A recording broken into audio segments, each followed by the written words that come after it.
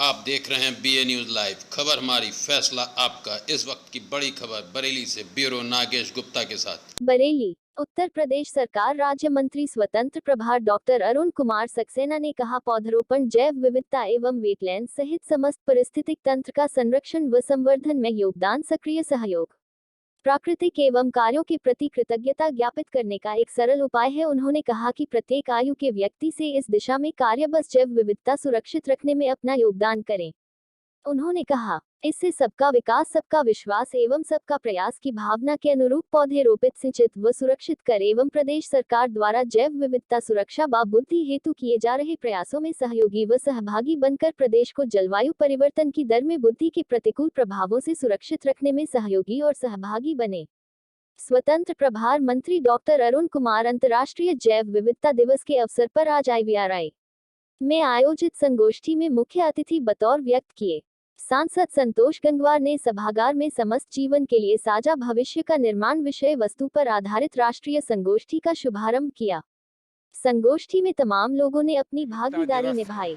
कि जितनी स्पीसीज हैं उनको सबको जिंदा रहने का हक है, चाहे वो एनिमल किंगडम की हों या प्लांट किंगडम की हों।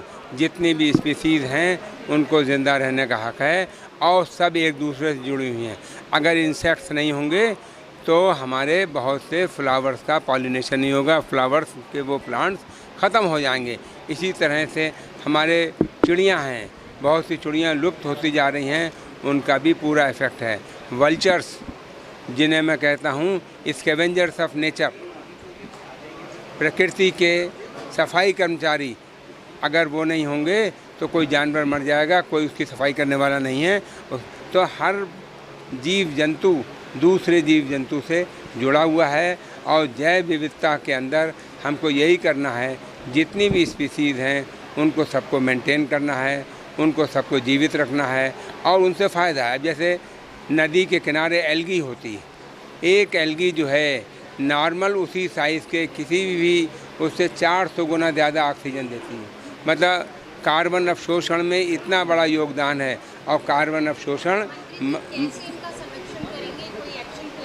इसके लिए हम लोग जल्दी ही तैयार कर रहे हैं और वाटर बॉडीज़ को भी, उसके अलावा लोगों के अंदर चेतना जगाने का और साथ ही साथ पेड़ लगाने का हम लोग लोगों के अंदर एनिमल्स और प्लांट्स दोनों के ही लिए उनको ज्ञान दे रहे हैं और उनसे प्रेम बढ़ाने के लिए कोशिश यही की जा रही है कि आगे आने वाले समय में हम पेड़ों के बारे में लोगों का पूरा सहयोग लें।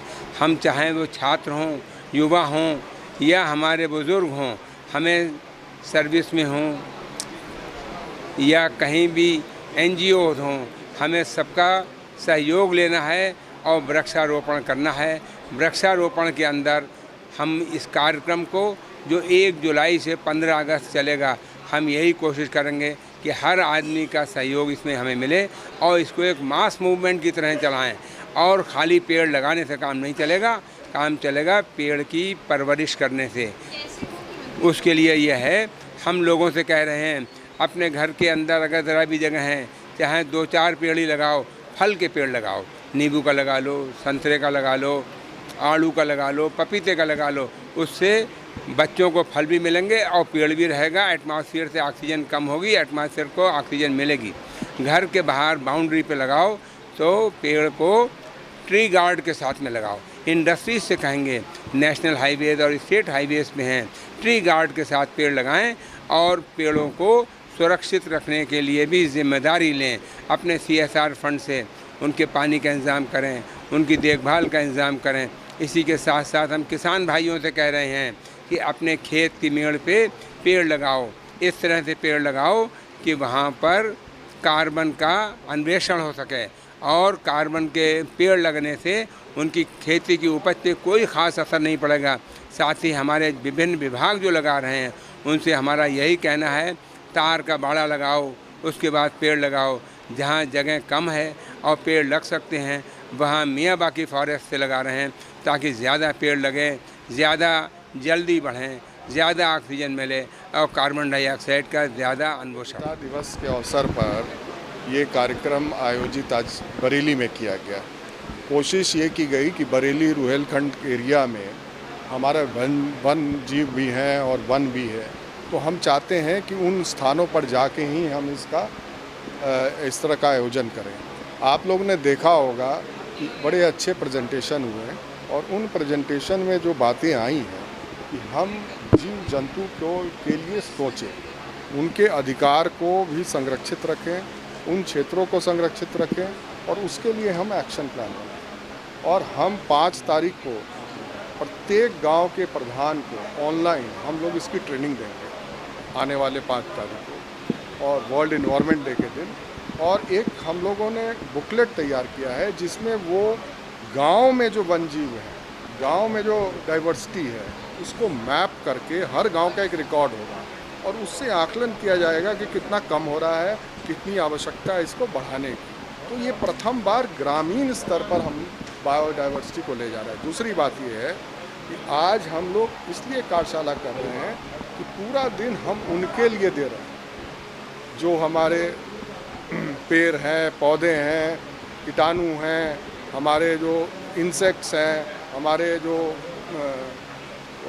बड़े बड़े जो जानवर हैं उनके लिए, छोटे जानवर हैं उनके लिए, उनके दृष्टिकोण से जैसे हमें जीवन में रहने के लिए रोटी, कपड़ा और मकान की आवश्यकता होती है, उन्हें रोटी और मकान की उनकी भी आवश्यकता है। उनके मकान को हम, उनके हैबिटेट को हम डिस्ट्रॉय कर रहे हैं। तो ये एक चेतना जगानी है। सर, कॉन्फ्रेंसेस तो बहुत होगी लेकिन वो कमरे तक ही रह जाते हैं, एग्जीक्यूशन बहुत मुश्किल से हम प्रैक्टिकली जी मैडम, आपका सवाल बहुत अच्छा है। मैं आपको ये बताना चाहूँगा कि इसके एग्जीक्यूशन के लिए हम लोग 5 तारीख को वर्ल्ड इन्वायरमेंट डे के दिन प्रत्येक गाँव 58,000 ग्राम प्रधान से हम सीधा संवाद कर रहे हैं और उनको हम 1 घंटा इसमें बताएंगे और उनको एक बुकलेट दे रहे हैं ताकि वो वहाँ का मैपिंग करें। सर, मेरा एक सवाल है, पेड़ बहुत बड़ी मात्रा में लगाए जाते हैं, वन महोत्सव मनाए जाते हैं, लेकिन वो पेड़ जिंदा कितने रहते हैं, इसका कोई डेटा? जिंदा करने का डेटा आया है 2019 में हम लोगों ने फॉरेस्ट सर्वे ऑफ इंडिया से कराया। हमारे शहरी से में जो हैं वो 90% जीवित हैं, गांव में 75% जीवित हैं और जो वन क्षेत्र में हमने खुद लगाए हैं उसमें 95% जीवित हैं। तो ट्रांसलोकेशन एक अच्छा काम शुरू किया है, लेकिन ट्रांसलोकेशन में जो पेड़ हैं वो दोबारा से रिकवर नहीं कर पाते। बरेली में ही बहुत बड़ा एक बनाया गया है, लेकिन बहुत ज़्यादा वो डिपेंड करता है किस टेक्नोलॉजी से आपने किया है। जैसे आगरा में जो किया गया है उसमें 80% जीवित हैं। बरेली में हुआ होगा, हम लोग उसकी देखेंगे कि कैसे उसको जीवित किया जाए। और ये एंटायर ट्री ट्रांसप्लांट जिसे कहते हैं, ये शहरों में होना बहुत आवश्यक है कि जो हमारे विरासत वृक्ष हैं शहर में, उसको अगर हम काट देंगे तो कोई मतलब नहीं रहेगा। इसलिए उसको ट्रांसलोकेट करना जरूरी है।